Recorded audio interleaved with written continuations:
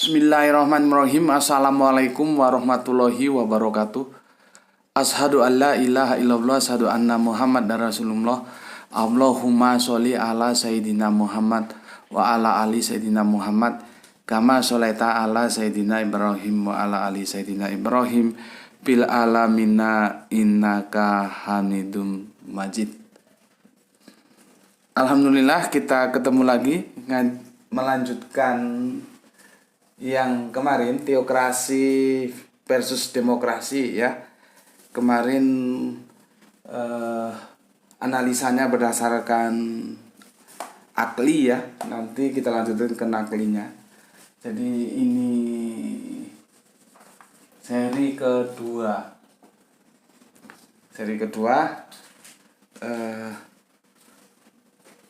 Naklinya akan kita lanjutkan setelah aku merampungkan sedikit aklinya, dalil aklinya tentang demokrasi kemarin belum ya. Aku ucapkan terima kasih untuk semua viewer-viewerku ya. Semoga kita semua selalu dalam kasih sayang Gusti Allah Agung. Kalau aku lihat perkembangannya semakin semarak ya. Lihat datangnya viewer kita itu, ada yang dari Nusantara lah ya, ada yang dari mana itu, Palu, Soleha dari Palu, siapa namanya, G siapa tuh, kok disingkat lupa aku, GF ya, atau siapa dari Palu ya. Palu itu Sulawesi Tengah nggak salah, iya Tengah ya, Palu. Semoga Palu yang bagus, bukan Palu yang tidak bagus ya. Kalau Palu yang tidak bagus itu waktu aku di Makassar dulu, itu singkatan dari keadaan padam melulu. PLN-nya juga bermasalah, tapi semoga sekarang tidak. Karena kalau PLN-nya bermasalah, bagaimana anak-anak kita, generasi Islam kita mau ngaji dengan tenang ya. Tapi kalau PLN-nya penerangannya lancar kan, itu sebuah dukungan supaya kegiatan ngaji anak-anak kita itu tidak terhalang. Oke, terima kasih Palu. Ada lagi dari mana? Langkat, dari Medan, dari lupa, dari Bogor. Bogor itu dekat Cibinong ya. Dari mana lagi? Dari Makassar, Sulawesi, Kalimantan ada. Kalimantan itu ada yang Balikpapan, ada yang utara, ada yang Banjarmasin ya, lengkap. Mana lagi? Ya, untuk sementara itu yang aku ingat. Terima kasih untuk semuanya ya. Semoga channel ini di samping bisa untuk wadah kita berdiskusi, juga untuk mempererat rasa persaudaraan kita yang diikat berdasarkan akidah. Tadi aku ngantar Mas Kera itu sekolah itu, ngantar mamanya kerja, ngantar adiknya Nduk Ranti sekolah juga, dan ini ada waktu kita shooting lagi. Tadi waktu di jalan aku ketemu ada anak pakai kaos bagus. Tulisannya begini, bersaudara itu tidak harus sedarah. Nah, bersaudara itu tidak harus sedarah. Dan kita diuntungkan lewat Islam, dengan akidah kita menjadi saudara gitu. Oke, minum dulu. Ini tumben cuacanya panas ya. Bismillahirrahmanirrahim. Oke, kalau kemarin aklinya teokrasi sudah ya. Dan semua nabi itu mengusung teokrasi ya. Dari mulai Kanjeng Nabi Adam, nanti akan aku jelaskan secara khusus di dalil nakli, sampai Kanjeng Nabi Muhammad ya. Sebelum aku jelaskan konsep naklinya, nasnya, aku akan selesaikan dulu demokrasi ini. Mumpung ingat kemarin terlupa ya. Jadi demokrasi itu juga tua loh ya. Ini catatanku ini. Konsep demokrasi lahir dari Yunani kuno lagi ya, yang dipraktekkan dalam hidup bernegara antara abad ke-4 sebelum Masehi. Bayangkan, abad ke-4 sebelum Masehi, Kanjeng Nabi Isa atau Esau belum lahir. Tapi oleh teman-teman Kristen, sudah ada kapan? praeksistensinya gitu. Pertanyaannya, memangnya hanya Yesus saja yang mengalami praeksistensi? Itu sudah kita bahas kemarin ya. Jadi diperkirakan konsep demokrasi itu ya abad keempat sebelum Masehi sampai dengan abad ke-6 sebelum Masehi. Kalau salah mohon dikoreksi karena namanya sejarah ya begitu, tergantung sumber mana yang kita pakai ya. Jadi kalau ada perbedaan-perbedaan ya dimaklumi saja. Apalagi ini kita berbicara berabad-abad yang lalu, bukan kemarin sore ya. Dan kita tidak hidup di masa lalu. Kita tahu berdasarkan informasi yang bisa kita terima. Lain bacaan bisa lain kesimpulan. Sejarah itu begitu, makanya relativitasnya cukup tinggi. Jadi nggak usah terlalu dipastikan misalkan abad keempat sebelum Masehi itu benar 4 sebelum Masehi ya. Ya itu kan angka-angka sejarah itu angka-angka estimasi, perkiraan. Kalau dalam bahasa teknik itu estimasi. Berikutnya, demokrasi yang dipraktekkan pada waktu itu adalah demokrasi langsung atau direct demokrasi. Demokrasi langsung, direct demokrasi artinya hak rakyat untuk membuat keputusan politik dalam suatu negara dijalankan langsung oleh seluruh rakyat itu sebagai warga negaranya. Ya, aku kemarin sudah sedikit singgung, tapi aku lihat di komentar itu nggak ada yang nyaut atau memang otaknya nggak sampai ke sana. Karena sila keempat itu permusyawaratan, kebijaksanaan yang dipimpin oleh permusyawaratan perwakilan, itu sila keempat itu masih bertengger tangguh di sana. Bukan coblosan langsung, tapi permusyawaratan. Kebijaksanaan yang dipimpin oleh permusyawaratan perwakilan. Sudah bermusyawarah wakil lagi. Sekarang aku ngajak diskusi, semoga saja di Power ini ada yang pakar hukum tata kelola negara gitu loh. Kira-kira coblosan langsung seperti ini kan demokrasinya liberal ini kita. Ya, lifestyle-nya Amerikan punya. Sekarang apakah demokrasi liberal itu tidak bisa diterapkan di Indonesia? Masalahnya bukan bisa atau tidak bisa, ya. Bukan di situ. Masalahnya kondisinya mendukung tidak. Selama pendidikan dan tingkat ekonomi sebuah daerah itu rendah, maka jangan sekali-sekali bermain demokrasi liberal. Rusak itu demokrasi. Kalau di Jawa Timur itu terkenal dengan istilah wani piro. Wani piro. Ternyata waktu aku diundang kajian di Samarinda juga istilah ini ada. Wani piro. Nah, kalau sudah kena wani piro di Jawa Timur ini jangan main-main. Ya. Aku waktu diisi acara-acara kajian ya, aku jelaskan. Misalkan Anda dapat uang berapa? Sekarang jangankan 200, 50.000 aja orang sudah beralih pilihan. Teman nggak ada. Siapa yang ngasih itu yang gua pilih, kan begitu. Sekarang nggak usah 50.000 lah, 200.000 taruh. Bagi 5 tahun. Bagi nanti 1 tahunnya 365 hari. Oleh piro? Untuk beli kerupuk aja nggak cukup. Jadi suara kita itu dijual dengan harga 1 buah kerupuk pun nggak cukup. Coba.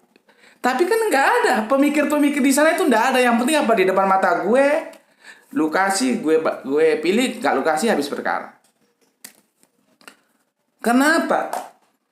Karena yang seperti aku bilang tadi, demokrasi liberal itu bisa jalan, kan itu sistem tuh. Apabila didukung oleh tingkat pendidikan yang cukup, tingkat ekonomi yang cukup. Kalau tingkat pendidikan yang cukup, dia tahu mana yang layak atau tidak. Kalau tingkat ekonomi yang cukup, dia tidak akan bisa dibayar. Ngapain lu bayar gue 200.000, 50.000? Gue gak akan jual kemerdekaan gue, kan gitu. Kan sudah aku bilang kemarin ya, sebetulnya demokrasi itu kan motor penggerak utamanya rakyat. Ya. Suara rakyat, suara Tuhan itu berlaku kalau rakyatnya itu taat sama Tuhan. Yang jadi masalah ketika rakyat tidak taat terhadap hukum-hukum Tuhan, terus ngomong suara rakyat, suara Tuhan, ya nggak connect dong. Ya, nggak connect gitu loh. Jadi kalau mau ngomong suara rakyat suara Tuhan boleh, itu artinya kan tidak harafiah metafora. Selama rakyat itu hidup dalam hukum Tuhan. Cuman yang jadi masalah apa? Demokrasi rakyat di negara-negara demokrasi itu taat terhadap Tuhan. Kan itu jadi pertanyaan. Makanya aku bilang tadi, demokrasi liberal itu hati-hati. Dia bisa menjadi rusak ketika diterapkan pada suatu kawasan yang itu tidak didukung oleh syarat-syarat pendidikan dan ekonomi yang mapan. Ya. Nah, kita itu sebetulnya inilah pengembangan pemikiran. Demokrasinya itu demokrasi Pancasila. Masih dikontrol oleh Pancasila, terjadi mix. Ya. Masih dikontrol oleh Pancasila. Aku kan sudah mau ngomong kemarin, negeri ini bukan negeri agama memang, tapi ini negerinya orang punya agama, bukan negerinya orang-orang ateis gitu loh. Ya. Jadi proses musyawarah, lu tanya lah sama pakar bahasa, musyawarah itu bahasa apa? Perwakilan ya, wakil itu bahasa apa? Jadi gini loh ya. Ini konsep Islam tuh begini. Misalkan kita mau bangun jembatan. Bagaimana supaya jembatan itu kokoh? Itu dipanggil para pakar-pakar jembatan, teknik sipil. Nggak semuanya ikut. Enggak. Teknik sipil yang mengerti tentang teknik bagaimana membangun jembatan yang kokoh. Nanti ditambahi lagi teknik arsitektur supaya bagus. Ditambahi lagi nanti sekarang menjadi PWK, perencanaan wilayah kota. Kalau dulu zamanku namanya apa ya? Lupa aku. Fakultasnya tersendiri gitu ya. Itu hanya orang-orang itu yang boleh bicara, bermusyawarah. Nggak terus semua ikut ngomong. Nanti tukang cendol ngomong jembatan, tukang bakso ngomong jembatan, tukang pecel ngomong jembatan. Yang nggak bisa menghasilkan jembatan yang kokoh. Itulah kenapa permusyawaratan itu kebijaksanaan dalam permusyawaratan perwakilan, diwakili, nggak semua. Nyoblos itu nggak begitu. Itu konsep Islam itu. Yang bisa dan diajak bermusyawarah tentang jembatan ya orang yang ahli jembatan. Nggak mungkin tukang parkir jajak, orang dia nggak punya skill di situ. Kan sudah dijelaskan, sesuatu yang tidak ahlinya maka tunggu saja kerusakannya. Nanti kita misalkan diskusi keputusan negara misalkan tentang kesehatan, ya pakar-pakar kesehatan itu yang jembatan nggak usah ikut. Milih pemimpin juga gitu, pakar-pakar tata kelola negara. Gimana ini? Negara kita supaya bagus, pemimpinnya siapa ini? Begitu. Makanya sila itu kan masih tetap di sana. Kerakyatan yang dipimpin oleh hikmat kebijaksanaan dalam permusyawaratan perwakilan. Lah sekarang dengan kondisi yang sekarang ini, aku mau ngajak diskusi siapa yang bisa. Itu kira-kira kita itu mengkhianati tidak ya terhadap sebuah sila yang itu sangat kita agungkan dalam konsep berbangsa dan bernegara. Itu kan menjadi diskusi yang bagus. Seandainya ada pakar tata kelola negara, kita dudukkan secara akademis. Itu bagus. Ya. Dan itu semua musyawarah itu nilai-nilainya Islam. Bahasanya pun sekalian carilah dari mana bahasa musyawarah itu kan lugotan Arabia. Bismillahirrahmanirrahim.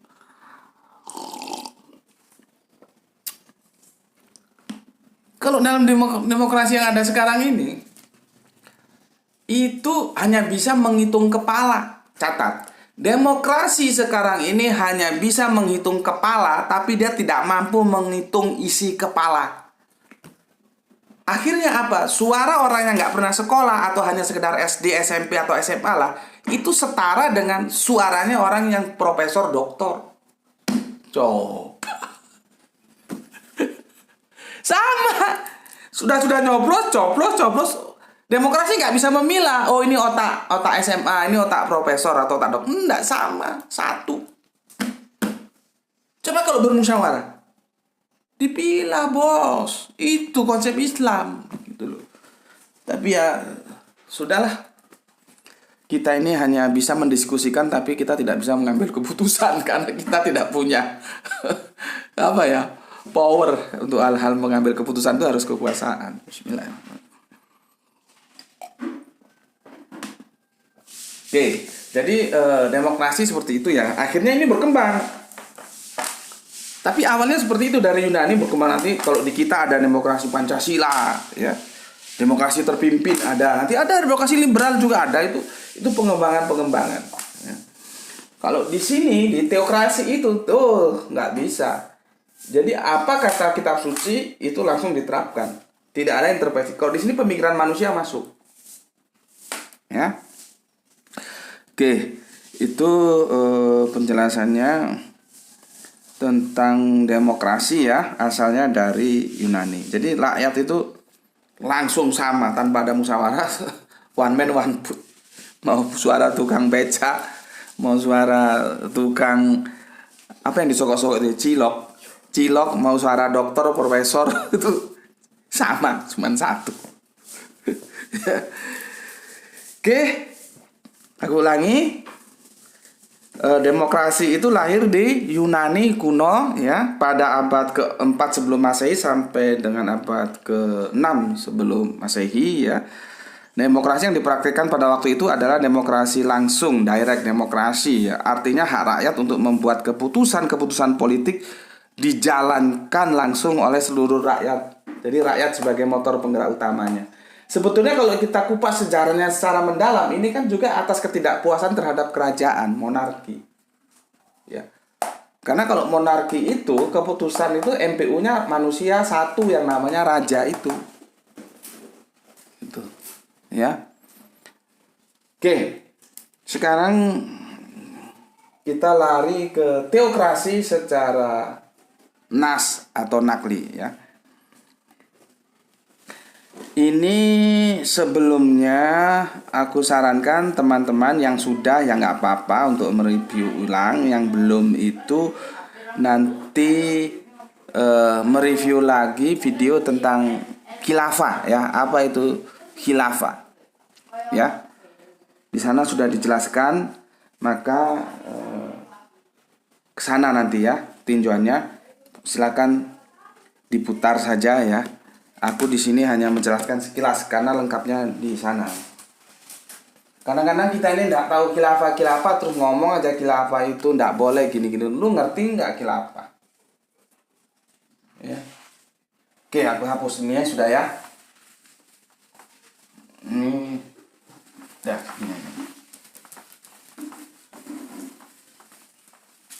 Oke, ini sekilas ya. Aku sarankan terutama untuk PR baru, lihat dulu videonya tentang apa itu khilafah. Ya, ini sekilas saja supaya dia tidak lepas ya. Khilafah. Apa sih khilafah itu? Khilafah itu adalah amanah. Ya. Orang yang menjalankan amanah disebut khalifah.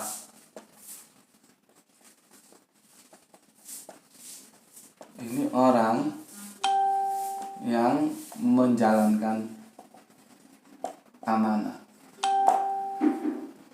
Ya. Ini bisa kan pada hakikatnya kita semua itu pemimpin, paling tidak kita memimpin diri kita sendiri ya. Lewat apa? Lewat pendidikan supaya kita tahu mana benar, mana salah. Mana jalan lurus, mana jalan bengkong gitu ya. Baru nanti mimpin keluarga, anak, istri. Baru nanti jadi pemimpin tingkat RT, RW, naik kecamatan, naik lagi kabupaten, sampai nanti provinsi, sampai nanti. Tapi pada hakikatnya kita semua itu pemimpin. Ya. Kalau belum bisa jadi pemimpin yang lain, pimpin dirimu sendiri itu loh. Pimpin dirimu itu supaya taat terhadap hukum Allah. Gitu. Makanya perempuan ini, dengar telingamu perempuan. Kalau kamu cari suami, itu cari yang bisa memimpin kamu. Imam. Bahasa Islamnya itu cari imam. Itu jangan hanya ganteng, jangan hanya depositonya berapa miliar, karirnya dia di BUMN jadi bos. Itu namanya kamu goblok, perempuan seperti itu. Itu semua perlu, tapi itu semua akan sirna ketika suamimu tidak bisa menjadi imam, menjadi pemimpin untuk memimpin kamu dan anak-anakmu masuk ke janannya Allah. Sana. Ngerti? Jadi kalau perempuan cerdas, dia pilih ini laki ini jadi bini, jadi bini. Ini laki ini jadi suami gue, bisa nggak jadi imam? Bisa nggak memimpin gue sama anak gue kelak sehingga masuk ke janannya Allah? Kalau enggak, untuk apa? Jangan tergiur hal-hal yang sifatnya materialis. Itu perlu. Tapi itu menjadi nol, menjadi tidak ada artinya ketika seorang laki-laki tidak bisa menjadi imam bagi bagi istri dan bagi anak-anaknya. Minimal kamu lihat dia jadi imam bagi dirinya sendiri, bisa nggak? Kalau sholat 5 waktunya aja nggak beres, bagaimana dia mau memerintahkan anak istrinya untuk sholat? Orang dia sendiri nggak beres kok. Dia menjadi imam dirinya sendiri aja nggak beres. Tapi kan jarang ya. Jarang sekarang orang tua, jarang sekarang perempuan-perempuan itu kalau ada yang suka sama dia, mau ngelamar, mau apa itu. Padahal agama kita sudah menjelaskan. Lihat dulu agamanya, yang lain itu menyusul. Tapi kan terbalik. Lihat dulu masa depannya, kepribadiannya. Maksudnya apa? Rumah pribadi, mobil pribadi, perusahaan pribadi. Kacau. Ya. Khilafah itu amanah, khalifah orang yang memikul amanah. Jadi kalau amanah dari Allah berarti amanatullah. Khalifatullah. Ya, ini. Jadi jangan terus ada kata khilafah terus alergi, itu nggak tahu urusan itu. Makanya ngaji yang benar. Ya. Ngaji yang benar. Aku ulangi, khilafah itu amanah, ya. Khalifah itu orang yang menjalankan amanah. Secara umum kita semua itu khalifah.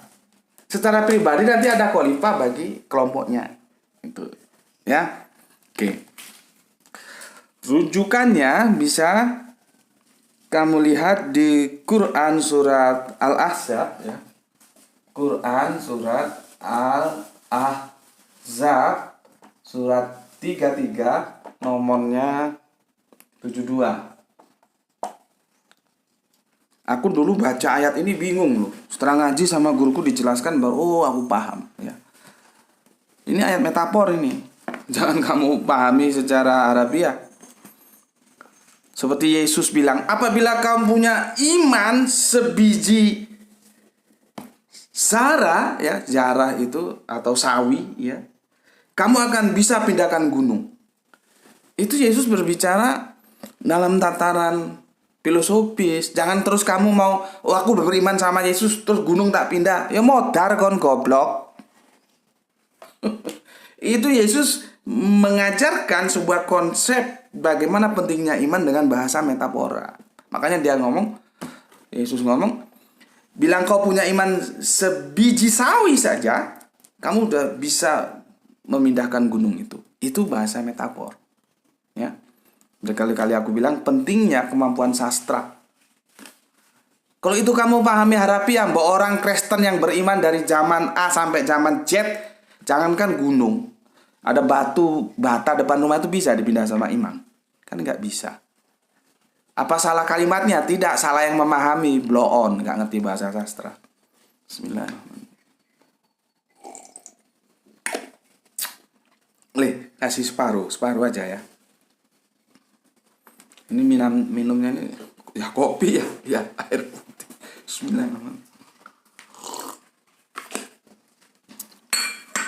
Oke, aku bacakan nih. Sesungguhnya, Arabiyunnya kamu bacalah nanti ya. Sesungguhnya kami telah menawarkan amanah. Menawarkan amanah. Ya. Menawarkan amanah kepada langit, bumi, dan gunung-gunung. Ya. Lihat tuh, kepada langit, bumi, dan gunung-gunung. Tetapi semuanya enggan untuk memikul amanah. Dan mereka khawatir tidak akan melaksanakannya saking beratnya amanah itu. Lalu dipikullah amanat itu oleh manusia. Sesungguhnya manusia itu sangat zalim dan sangat bodoh. Lihat itu, tegas sekali. Ini surat Al-Ahzab 3372 ini menjelaskan tentang bagaimana amanah itu diberikan kepada manusia. Ya, gunung tidak mampu, langit tidak mampu, ya, bumi juga tidak mampu. Ya. Coba, akhirnya diemban oleh manusia yang sudah dikatakan manusia itu sangat zalim dan sangat bodoh. Kita itu kalau di Bible itu ada titik temunya untuk mengelola bumi. Kita diberi amanah itu untuk apa sih? Untuk mengelola bumi ini.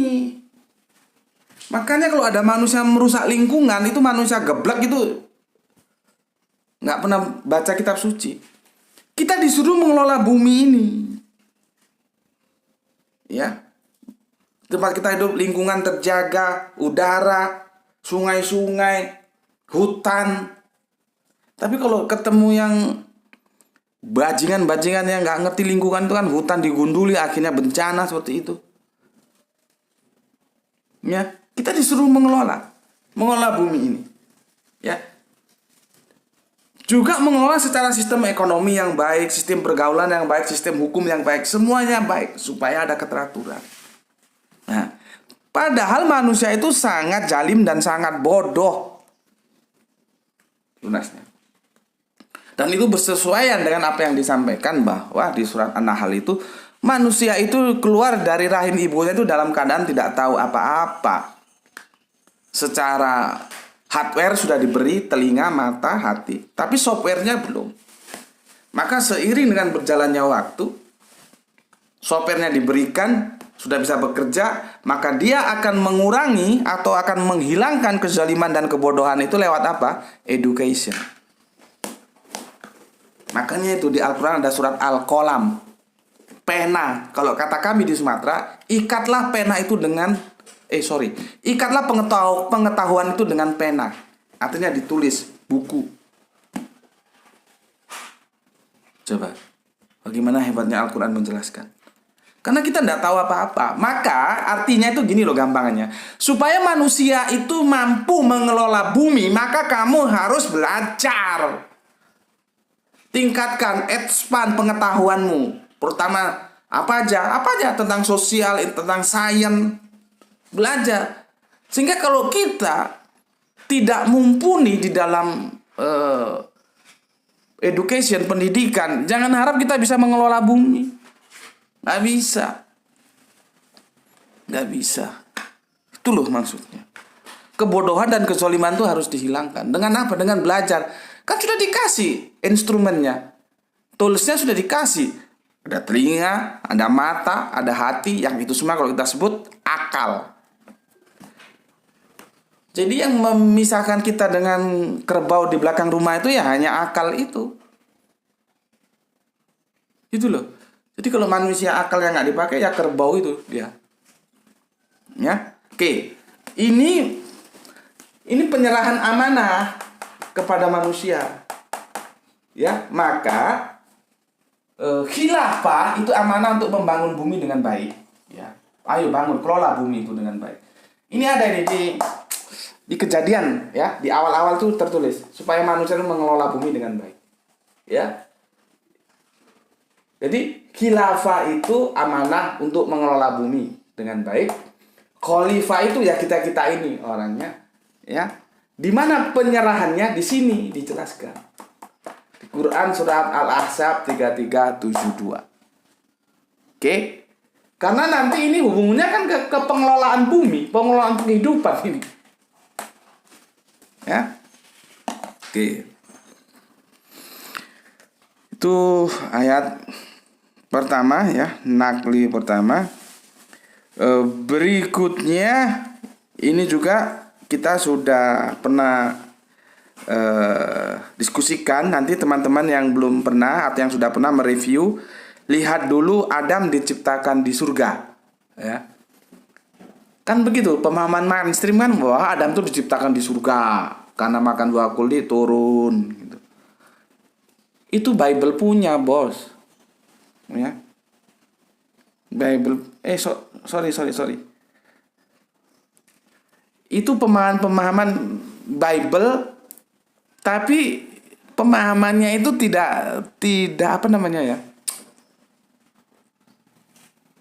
Tidak holistik. Jadi seolah-olah Taman Eden itu nggak di bumi ini.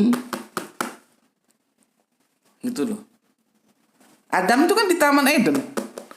Ya mungkin korelasinya nanti kalau ke dalam bahasa Arabian menjadi Adnan, surga Adnan, ya gitu ya. Jadi sebetulnya Bible pun itu dari apa yang aku baca tidak mengatakan bahwa Adam itu diciptakan di surga, terus karena makan buah terlarang itu ditendang turun ke bumi. Tidak begitu. Nggak tahu itu pemahaman dari mana.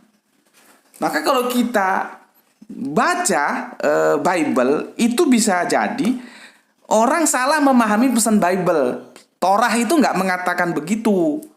Tapi ketika dia salah memahami Torah di kitab Kejadian, sehingga tersiarlah, dan itu menjadi pemahaman mainstream, manusia itu diciptakan di surga, Adam dan Hawa, setelah makan buah terlarang, ditendang sampai ke bumi. Padahal tidak begitu. Ya. Jadi makanya aku bilang, ketika kita salah membaca sebuah pesan-pesan teks, itu nanti pemahamannya salah. Kesimpulannya pasti salah. Gitu. Ya, nggak tahu dari mana pemahaman seperti itu. Ya kalau aku memprediksi sih pemahaman ketika orang salah membaca Bible, khususnya kitab Torah di kitab Kejadian, peristiwa Adam dan Hawa. Ya, oke. Sekarang yang kedua, nanti teman-teman baca ya, judulnya kalau nggak salah Adam diciptakan di surga atau apa gitu ya. Ya pokoknya yang ada surga-surganya lah, kamu ketik kan Subandite Sukoco apa surga atau apa gitu, nanti keluar dia kan, tinggal pilih kan. Aku ya nggak hafal satu-satunya judul udah berapa video. Alhamdulillah nggak salah sudah ada 500 atau 600 deh jumlah videonya. Sudah 500-an ya. Nggak mungkin aku hafal satu-satunya. Oke. Di Quran surat Al-Baqarah ya, surat 2 nomornya 30. Ini asik nih. Ini asik ini ya. Ini asik. Allah mengajari kita itu dengan basic pengetahuan, bukan kekuasaan ya. Sisi lain yang kita dapatkan dari ayat ini. Begini. Kalau terjemahan Depak sih begini. Dan ingatlah ketika Tuhanmu berfirman kepada para malaikat, aku hendak menjadikan khalifah di bumi. Mereka berkata, maksudnya malaikatnya, apakah engkau hendak menjadikan orang yang merusak dan menumpahkan darah di sana? Sedangkan kami, maksudnya malaikat, bertasbih memujimu dan menyucikan namamu. Dia berfirman, maksudnya Allah, sungguh aku mengetahui yang tidak kamu ketahui. Lihat. Hebat kan? Kita kupas ini dulu sedikit ya. Meskipun ini tidak menu utama. Allah mengatakan, sungguh aku mengetahui apa yang tidak kamu ketahui. Allah tidak ngomong, sungguh aku berkuasa terhadap apa yang tidak kamu kuasai. Atau tidak ngomong, aku yang berkuasa. Tidak. Basicnya apa? Pengetahuan. Makanya aku kalau ada apa-apa langsung dibawa ke ranah hukum itu aku enggak begitu sepakat. Contohnya komunis PKI itu loh ya. Dia kan tuh diselesaikan dengan kekuasaan, dikirim ke Pulau Buru. Pertanyaanku, setelah mereka selesai menjalankan hukuman, katakanlah 10 atau 20 tahun, keluar dari Pulau Buru, apakah PKI-nya itu hilang dari otaknya? Kan enggak. Jadi seharusnya lewat apa? Lewat education, bahwa PKI itu sesuatu yang memang harus disingkirkan. Lewat pendidikan, lewat pencerahan, bukan lewat kekuasaan. Karena lewat kekuasaan, berapa puluh tahun pun orang dihukum, begitu keluar itu PKI-nya tetap aja dalam otak. Dan dia akan menurunkan apa yang dia pahami kepada orang lain. Tapi kalau misalkan lewat education, pemahaman, oh ternyata ini salah, orang berubah. Aku itu dulu SMP itu jagonya bahasa Inggris sampai SMA. Ya. SMA itu juara duanya itu 2. Aku dan salah satu temanku. Nilainya sama, kami total nilai sama. Karena aku menang di bahasa Inggris, tapi temanku menang di matematika. Total general nilai sama, makanya juara satunya ada 2. Aku bahasa Inggris itu senang sejak SMP karena guru bahasa Inggrisku di rumah itu ex PKI. Itu loh. Cuman pada waktu itu aku kan masih SMP, tentunya aku nggak berpikir panjang. Tapi setelah aku dewasa besar SMP terus SMA, aku berpikir, oh bapak itu PKI. Jadi ada ceritanya begini. Itu tahun berapa ya, udah lama sih, masih SMP. Kalau nggak salah bapak itu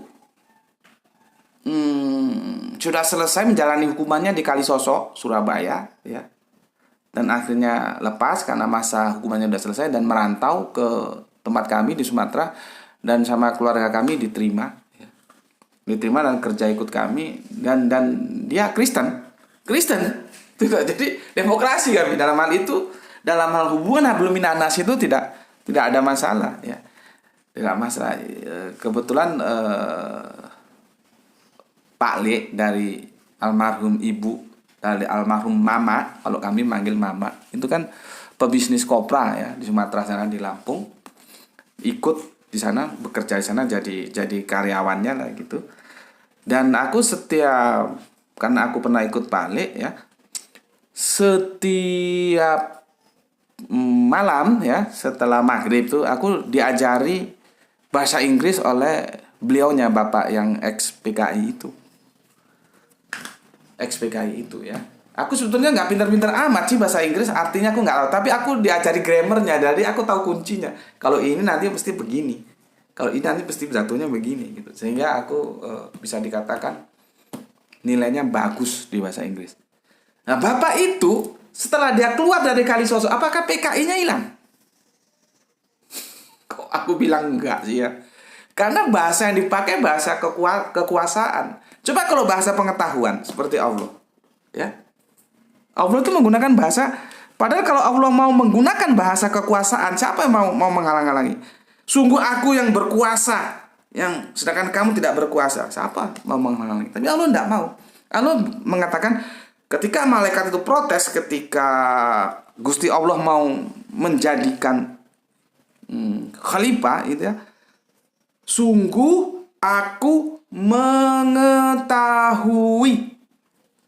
Jadi legal standingnya pengetahuan, bukan kekuasaan. Mengetahui apa yang tidak kamu ketahui, gitu loh, ya.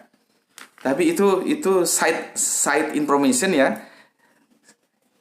Tapi ya lumayan kan, side information juga itu kadang-kadang kalau ngajinya goblok, ustadznya goblok, ya nggak bisa menjelaskan begitu ya, lewat-lewat aja gitu.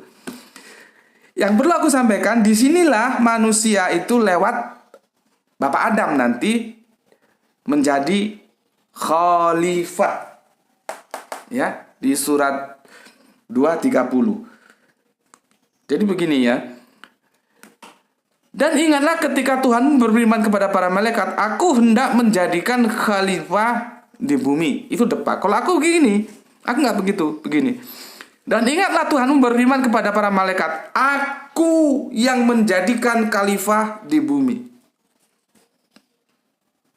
Begitu. Bukan aku hendak. Karena ini fiilnya bukan mudhari kan?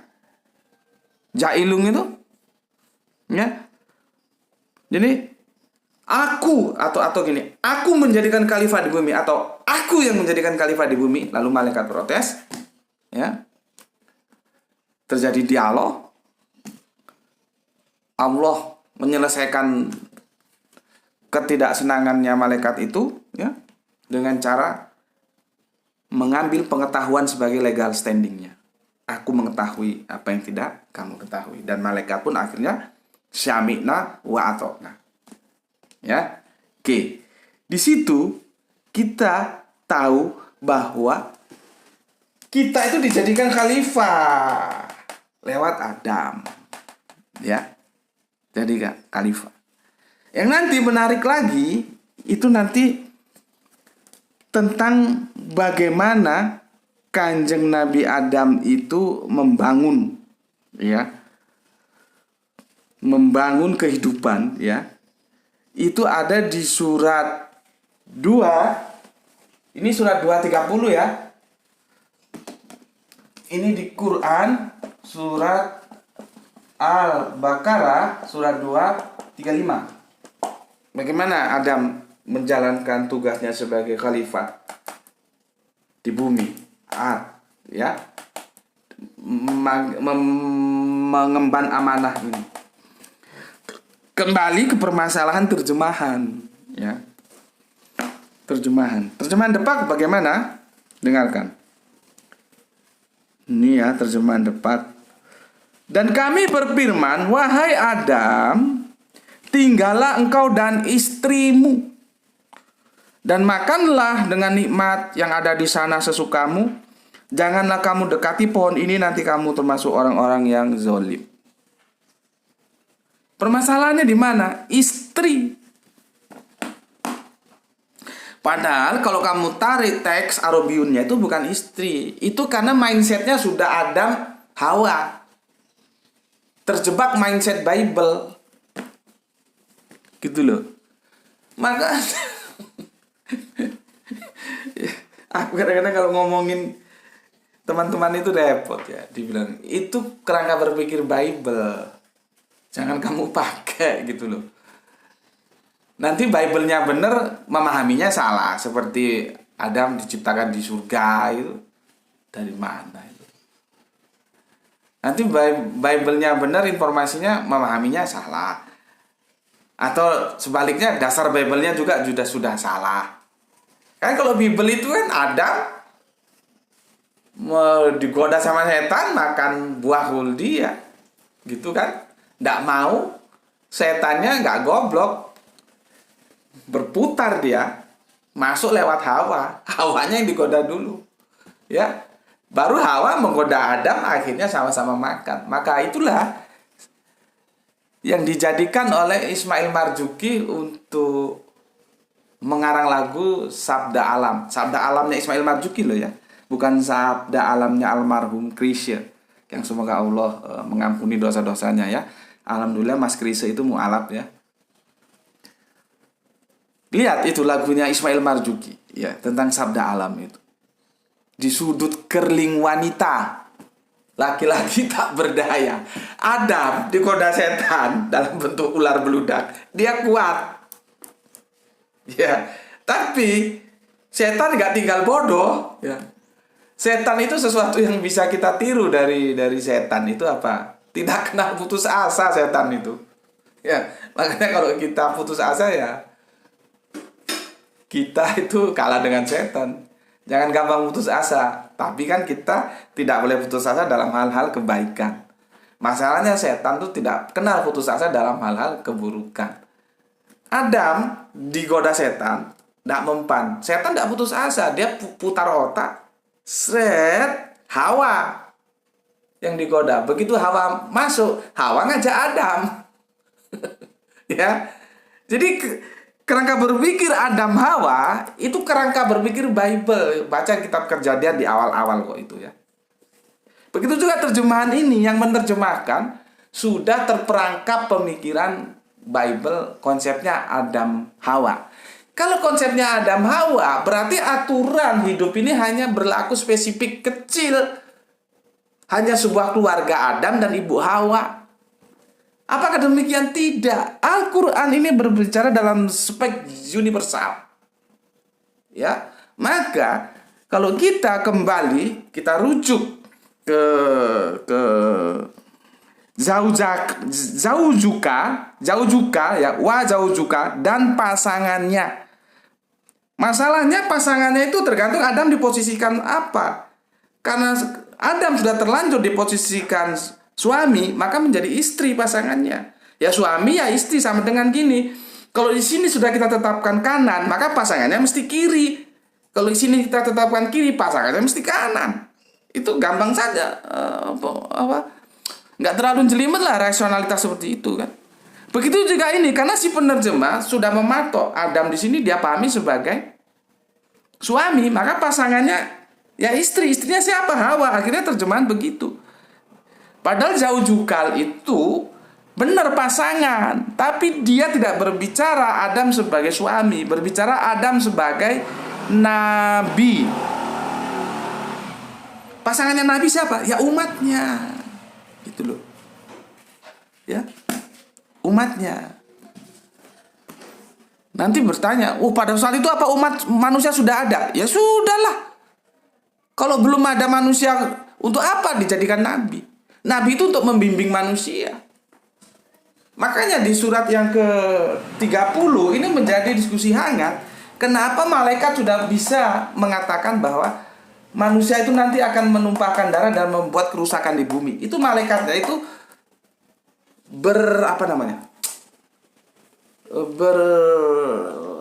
bernubuah, meramalkan, atau memang sesuatu yang dia tahu berdasarkan pengalaman masa lalu. Kalau pengalaman masa lalu kan berarti menunjukkan sudah ada kehidupan manusia dulu, dan manusianya jahat-jahat seperti itu karena tidak hidup dalam hukum Allah. Gitu loh. Ya. Kan benar ini diskusinya. Jadi kalau dikatakan, cuman bayangannya kan ketika surat Al-Baqarah ini turun, adanya itu Adam dan Hawa gitu aja. Hanya manusia dua ini.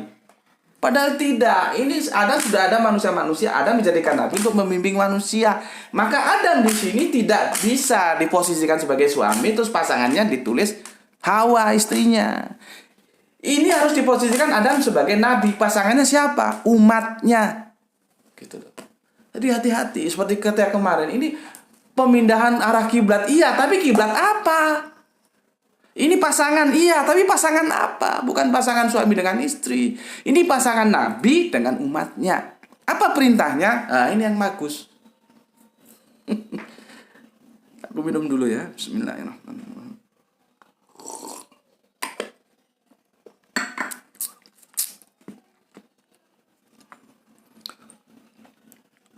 Perintahnya kita lihat ya. Ini alhamdulillah subhanallah. Aku mengkaji ini dengan almarhum guruku Gus Panani itu lama. Ya. Jadi aku ngaji itu secara umum ya, bareng-bareng teman. Nanti kalau ada hal-hal khusus yang aku perlu privat, aku bikin janji sama guruku. Kami ngaji berdua gitu ya. Ini kami kaji dalam ini ya. Kepada almarhum guruku Gus Panani, dan semoga Allah selalu melimpahkan kasih sayangnya. Begitu juga untuk guruku almarhum Gus Husnul Hadi ya. Ini pakar-pakar ini dua orang ini. Sekarang tinggal Gus Hendi ya. Berkali-kali aku minta tolong doakan Gus Hendi ya, semoga sembuh karena sakit. Ini kami ngajinya libur ini karena beliau sedang sakit ya. Minta bantuan doanya, semoga kesehatan Gus Hendi sama Allah dipulihkan kembali ya. Oke. Begini, ini ya. Kalau aku nih ya, kamu nggak apa-apa, kamu nggak setuju ya nggak apa-apa. Tapi minimal kamu tahu dulu, ya. Kamu nggak setuju nggak apa-apa. Gini, kalau aku menerjemahkan begini. Dan kami berfirman, wahai Adam, tinggallah engkau, ya. Maksudnya tinggal di mana ya, di bumi ini. Perintahnya apa? Bangunlah surga engkau dan pasanganmu itu ya, dan makanlah dengan nikmat ya yang ada di sana sesukamu. Janganlah kamu dekati pohon ini, nanti kamu termasuk orang-orang yang zalim. Kita menyimpang sedikit ya. Aku sudah berkali-kali menceritakan kamu tentang pohon. Di surat Ibrahim itu juga dimulai ayat yang ke-25 atau ke-35, aku lupa ya. Antara 20-an 30-an itu juga tentang pohon. Bagaimana pohon yang baik, bagaimana pohon yang tidak baik. Ya.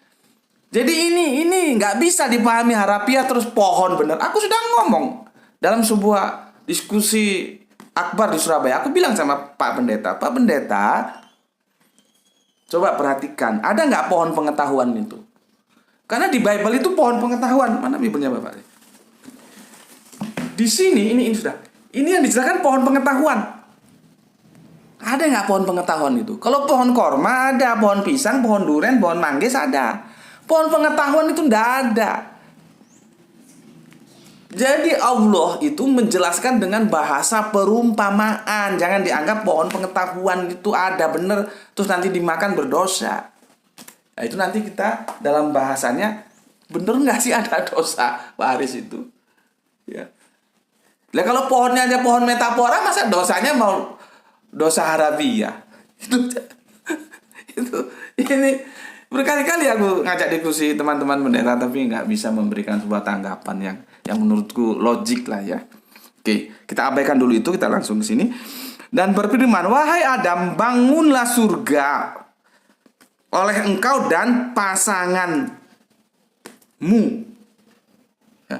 Jadi Adam, ini kan pembentukan peradaban ini ya. Nanti kalau kita kerucutkan menjadi negara ya.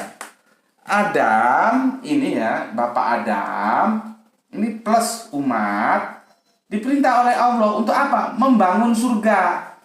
Di mana? Di bumi ini. Itu loh. Beda kan terjemahannya? Bukan Adam dan Hawa diciptakan di surga, terus makan buah kuldi. Ya, meskipun buah kuldi itu nanti juga namanya apa kuldi itu diskusinya panjang. Terus diturunkan ke bumi atas salah yang dia lakukan. Itu kan dongeng. Al-Quran tidak mengatakan begitu. Yang dikatakan Al-Quran, Adam diperintahkan bersama umatnya untuk membangun surga di bumi. Tadi kan zolim dan bodoh. Untuk bisa membangun surga itu perlu education. Di sini kan sudah dijelaskan, manusia dikasih amanah, sungguh dia zolim dan bodoh. Untuk menghilangkan zolim dan bodoh itu edukasi. Maka sampai sekarang pun edukasi itu diperlukan. Adam plus umatnya diperintahkan untuk membangun surga. Di mana? Di bumi. Bukan Adam dan Hawa diciptakan di bumi, Adam dan Hawa diciptakan di surga, makan buah terlarang langsung dibuang di bumi. Enggak begitu. Ya. Paham? Di sini paham? Udah berapa jam deh? Nah, sudah hampir 1 jam. Ya. Ini padahal kita ngaji cuma berapa ayat nih? 1, 2, 3 ayat. Sudah hampir 1 jam, sudah 52 menit. Ya. Jadi, basic ini dari ayat Quran surah Al-Ahzab 3372, Al-Baqarah 230, Al-Baqarah 235. Ini sebagai argumentasi ya. Sejak zaman Adam, karena kan Adam kan diperintahkan bersama umatnya membangun surga di bumi. Bumi itu supaya bisa menjadi surga, ya, jannah, itu dengan apa dibangun? Dengan ini, hukum Allah ini, gitu loh. Tidak bisa dengan yang lain. Makanya ya, keteraturan itu ada di sini. Kalau sudah nggak keluar dari sini, nggak bisa jannah dibangun. Itu loh. Para nabi itu semua pakai hukum Allah. Bukan hukum manusia yang menjiplak hukum Allah lalu ditambah dikurangi. Gimana? Terlalu liar. Masalahnya bukan liar dan tidak liar. Masalahnya tinggal kamu pahami aja teks-teksnya itu. Arubiunnya itu, cari gurumu yang bisa menjelaskan. Bener nggak terjemahan Depak sekarang ini? Itu loh. Jadi bukan Adam dan Hawa gini loh, nggak ada. Surga gratis tuh nggak ada. Ya. Kalau kita lihat, makanya kalau orang mau masuk neraka itu orang goblok. Karena apa? Surga dan neraka itu tidak sama-sama mengalir begitu saja. Itu harus diperjuangkan. Lah kalau sama-sama harus diperjuangkan, ya, ngapain kok milih neraka? Kamu sudah dikasih otak. Orang diem saja tanpa berjuang nggak bisa masuk neraka. Contohnya apa? Mau beli sabu-sabu itu pakai duit dari mana? Dari perjuangan kan? Tapi ujungnya neraka kan? Kamu mau sodako pakai apa? Pakai duit. Duit dari mana? Dari kerja perjuangan kan? Tapi ujungnya neraka, jannah kan? Jadi jana dan nar, surga dan neraka itu nggak gratis begitu saja. Sama-sama diperjuangkan. Maka sekarang aku ngajak kalian, kita bareng-bareng lah berjuang. Berjuang yang kemana? Yang ke jana. Orang sama-sama berjuang kok. Ngapain ke nar? Gitu loh. Nggak ada ceritanya Adam dan Hawa ucuk-ucuk tanpa berjuang dulu, terus ada di surga gitu. Oh, serba enak. Sejak dulu itu nggak ada makan siang yang gratis. Makanya aku bilang di kajian ini juga tidak ada makan siang yang gratis. Ini nanti, ini tanggal berapa sekarang nih?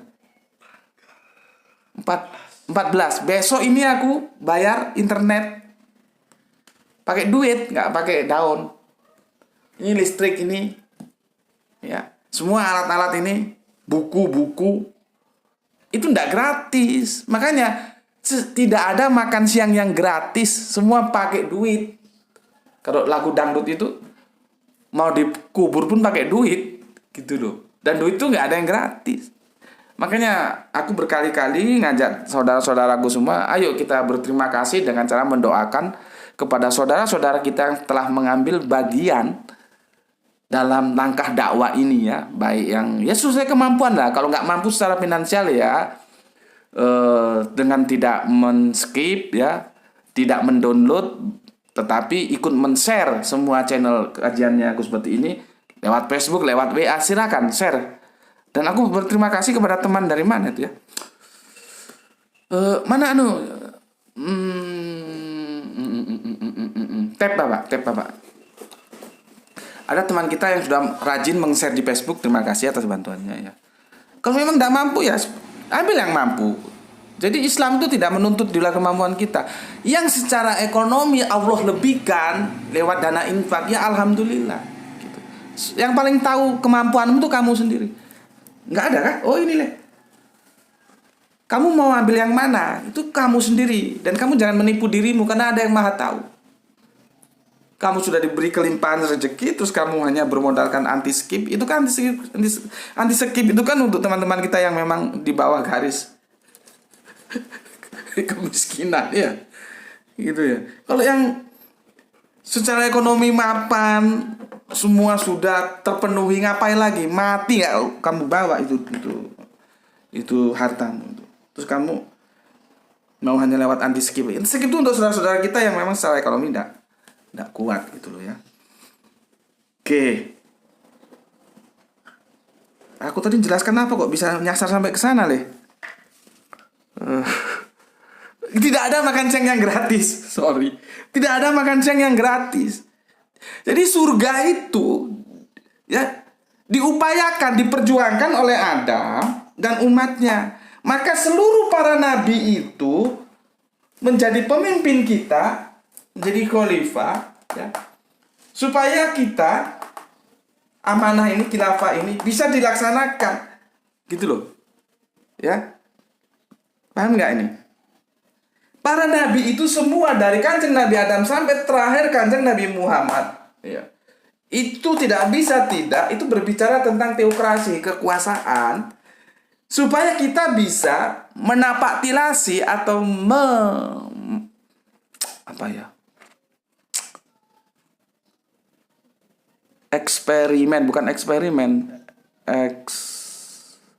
istilahnya memasteri lagi perintah yang itu sudah sejak zaman kanjeng Nabi Adam terhadap umatnya, kita untuk membangun surga di bumi gitu loh.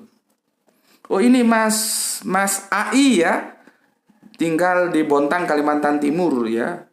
Keren nih orangnya, pakai kaos merah. Terima kasih Mas sudah sering share video-video gue seperti ini. Ini orangnya. Aduh.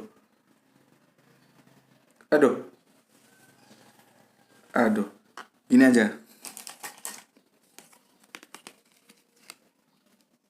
Ini ya. Terima kasih. Dan untuk mas-mas yang lain yang aku tidak bisa ucapkan satu persatu, terima kasih yang ikut meng-share link video kajian gue seperti ya. Ini tinggal di Bontang. Oke. Sekali lagi aku jelaskan. Mulai sekarang hilangkan pemahamanmu bahwa kanjeng Nabi Adam dan Ibunda Hawa diciptakan di surga, makan buah khuldi berdosa dibuang ke bumi.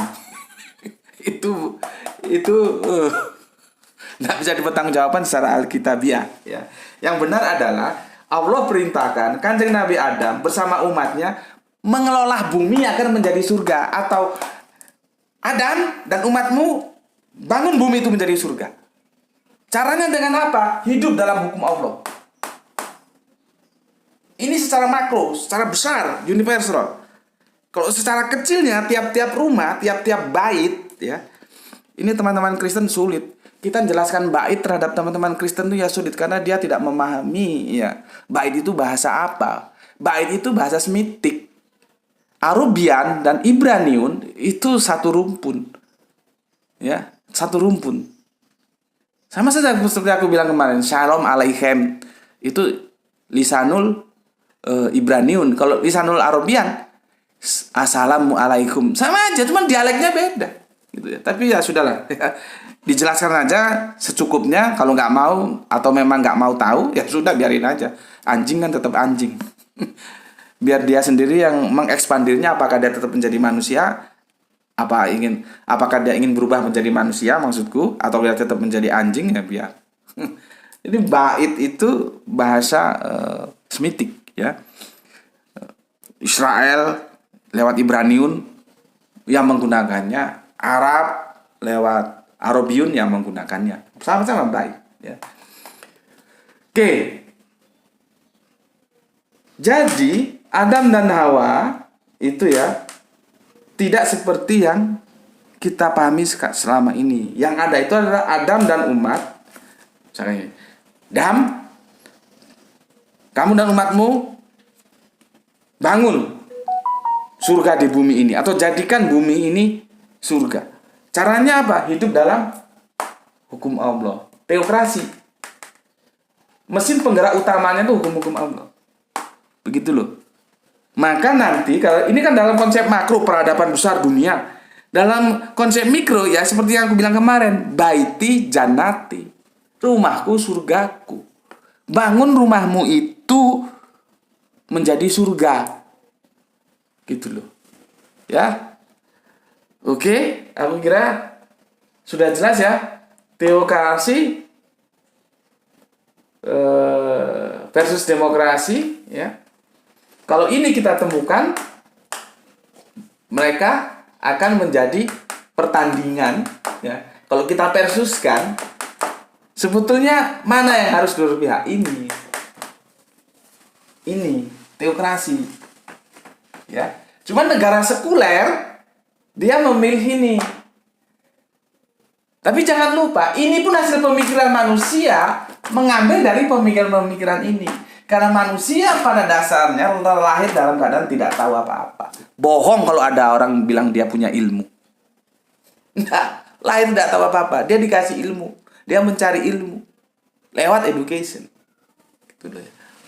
Ya. Nah, ini sudah aku jelaskan secara holistik, secara global.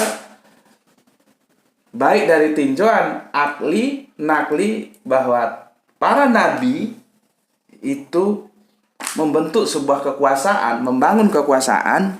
Tentunya kalau kita geret ke kinian itu dalam konsep negara, ya, kekuasaan itu berbicara tentang negara, nanti ada teritorial, itu teokrasi. Sejak kapan?